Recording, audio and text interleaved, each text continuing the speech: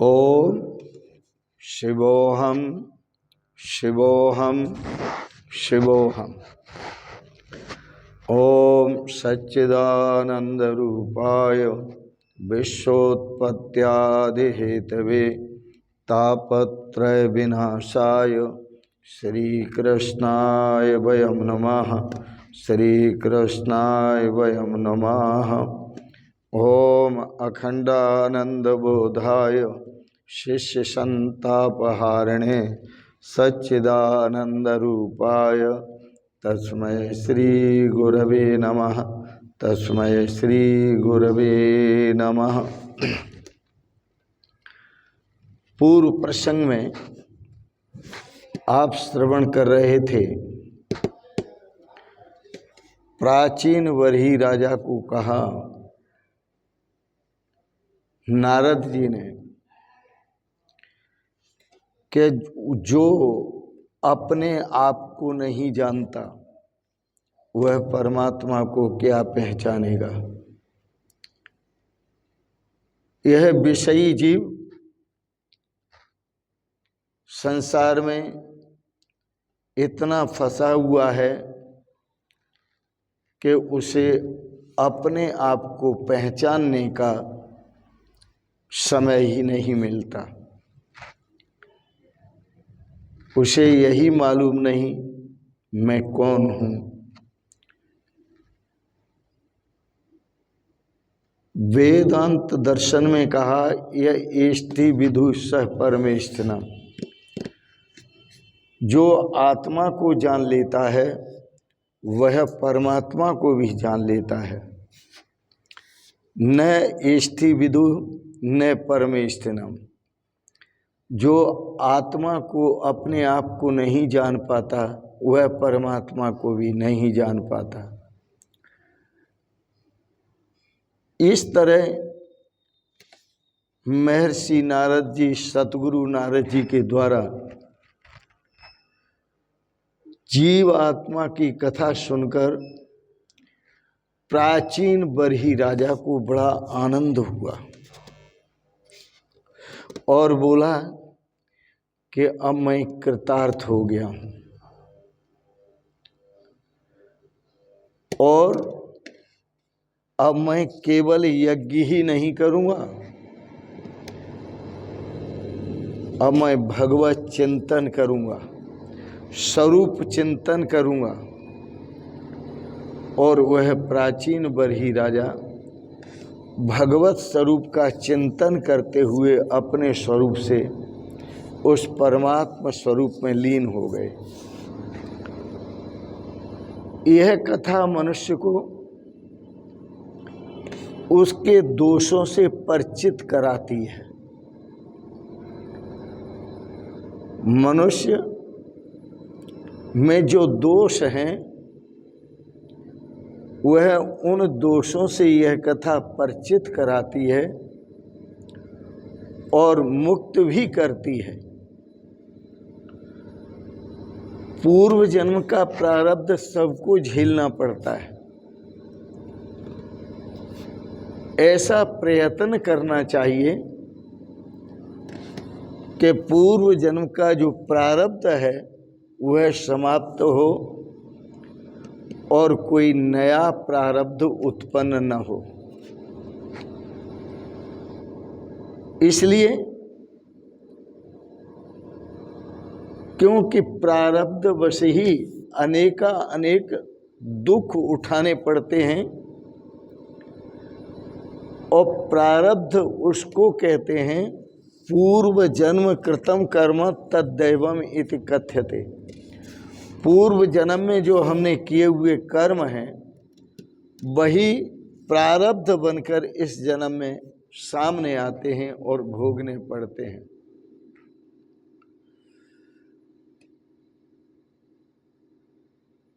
इसलिए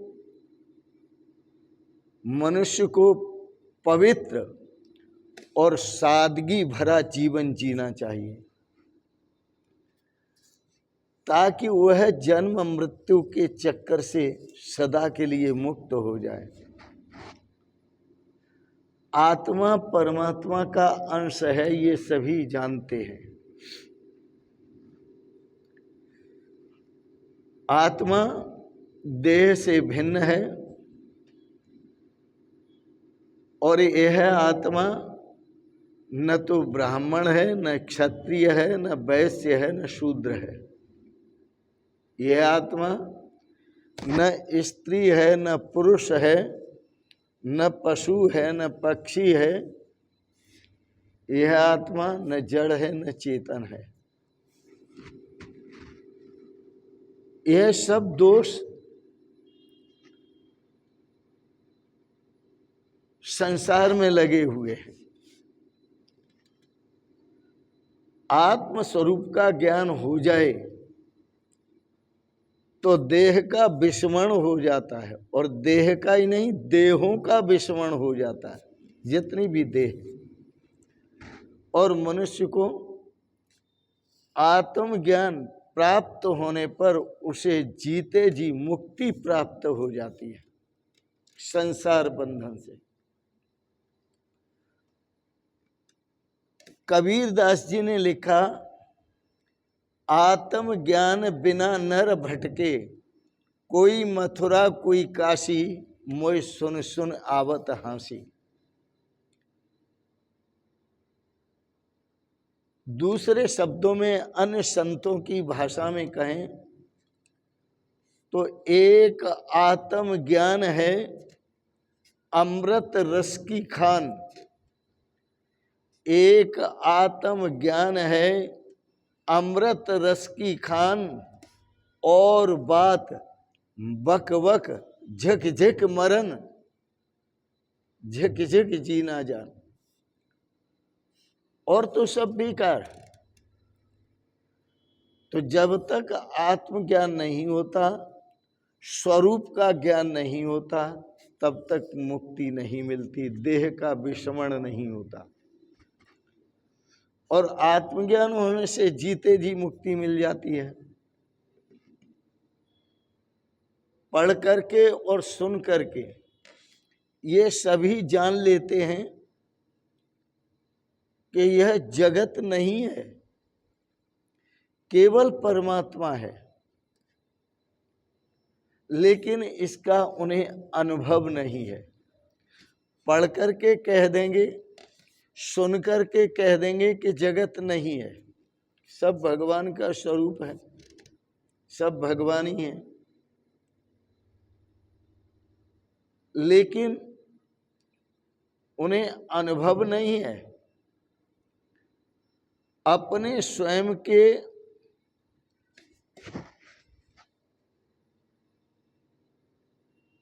अस्तित्व का बोध नहीं है, इसलिए अनुभव नहीं है। अपने आत्म स्वरूप का बोध नहीं है, इसलिए अनुभव नहीं है। और इसलिए उनका अहम का विस्मरण नहीं होता, क्योंकि देह आत्म बुद्धि रहती है।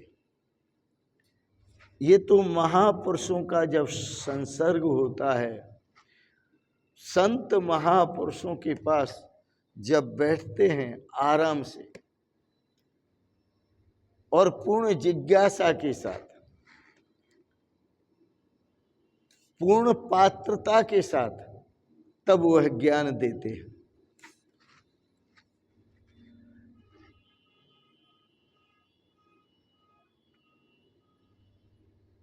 दस 10,000 वर्षों तक प्रचेताओं ने नारायण सरोवर के अंदर, नारायण सरोवर के किनारे बैठकर तप किया 10,000 वर्ष तक।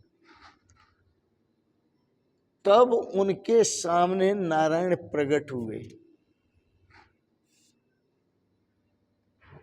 जब से मन की शुद्धि होती है, जब के बिना जीवन सुंदर नहीं बनता। रामदास स्वामी ने अपने अनुभव से दास बोध नामक ग्रंथ में लिखा है कि 13 करोड़ जप करने से भगवान का दर्शन होता है।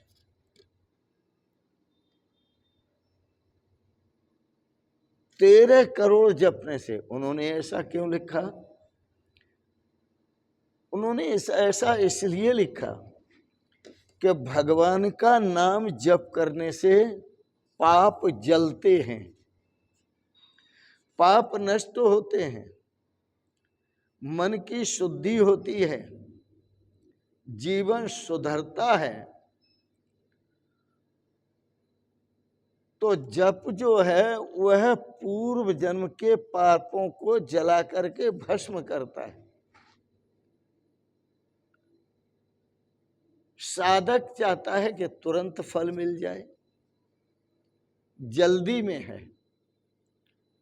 अक्सर भक्त जल्दी में होते हैं, लेकिन याद रखना कि जब तक पूर्व जन्म के पापों का क्षय नहीं हो जाता, जब तक वो समाप्त नहीं हो जाते, तब तक भगवान का दर्शन नहीं होता।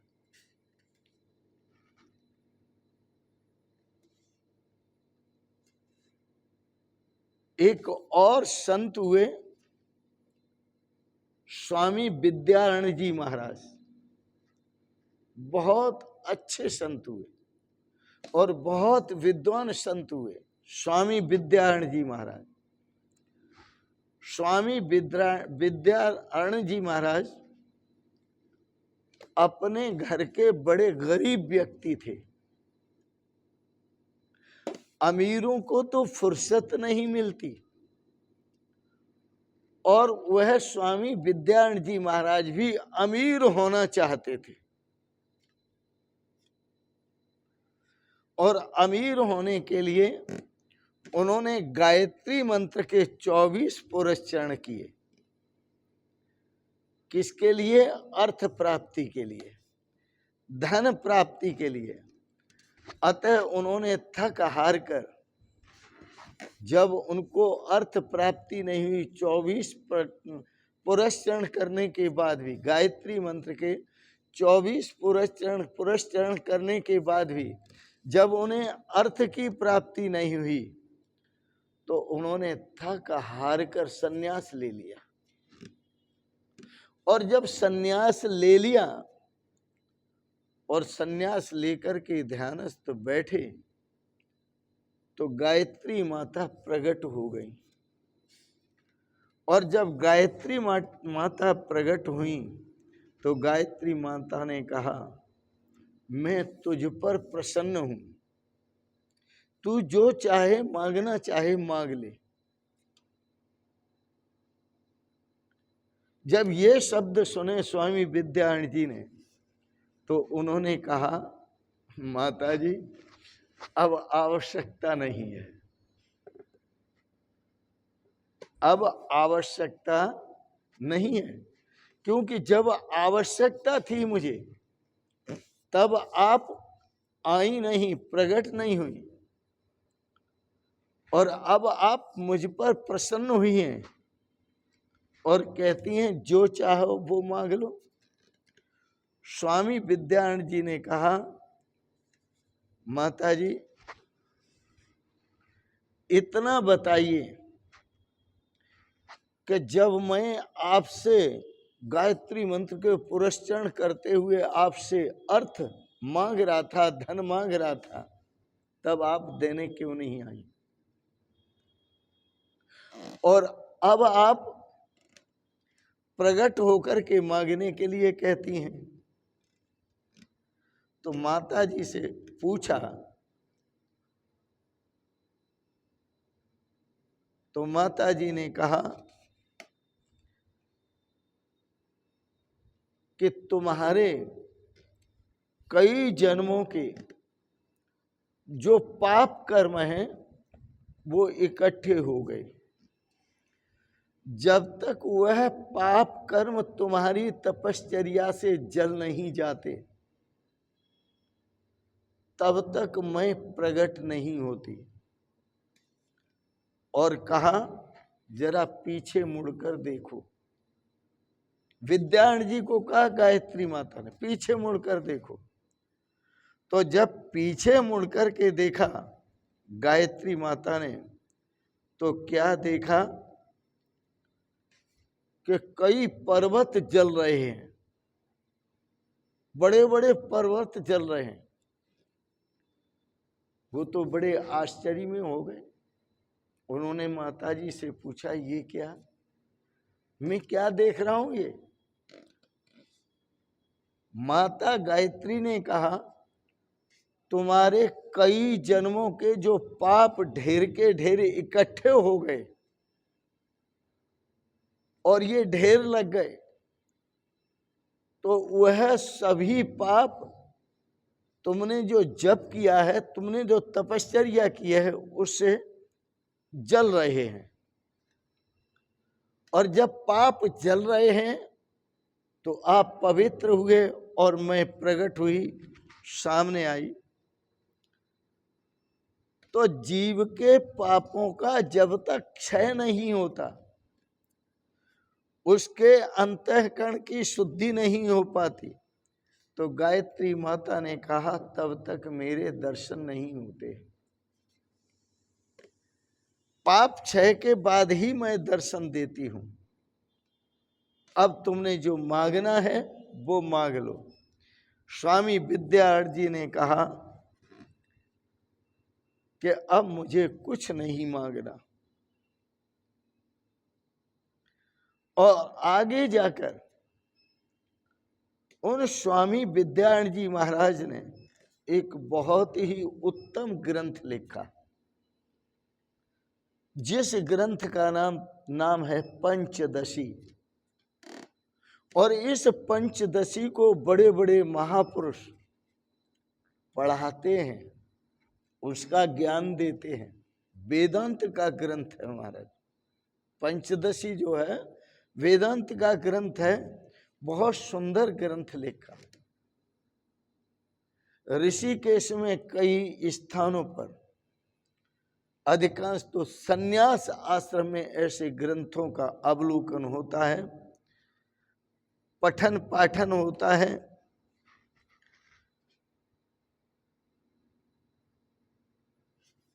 उसके बाद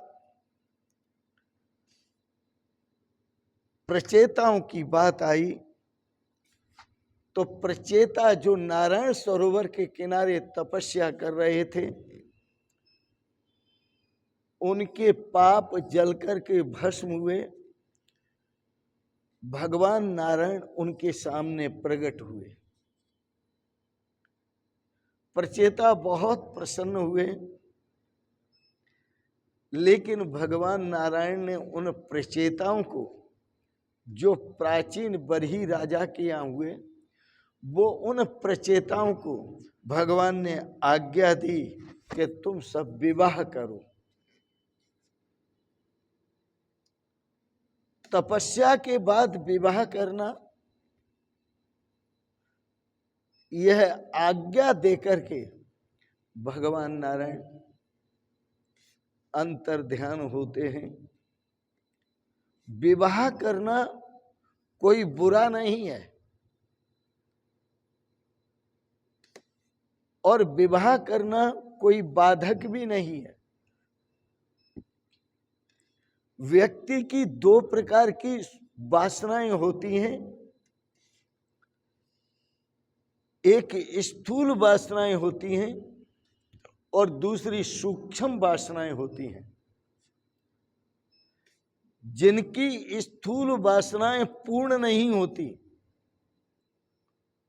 उनके भीतर सूक्ष्म वासनाएं भरी रहती हैं। उन सूक्ष्म वासनाओं को भी नष्ट करने के लिए विवाह करना जरूरी है, क्योंकि बंधन वासनाओं का होता है। इसलिए वासनाओं से मुक्त होने के लिए भगवान ने आज्ञा दी कि तुम विवाह करो। आज इतना ही। आज के प्रसंगत वाणी को विराम देते हैं। जब वासनाएं, स्थूल वासनाएं और सूक्ष्म वासनाएं जीव की नष्ट हो जाती हैं, तभी जीवन में जीव जीते जी मुक्त होता है और जीवन में जीते जी श्रेय की प्राप्ति होती है। आनंद की प्राप्ति होती है, शाश्वत सुख की प्राप्ति होती है। इन शब्दों के साथ वाणी को विराम देते हुए आप सबके प्रति बहुत बहुत मंगलमयी शुभकामनाएं, बहुत बहुत आप सबको आशीर्वाद और बहुत बहुत प्रणाम। शिवोहम शिवोहम शिवोहम।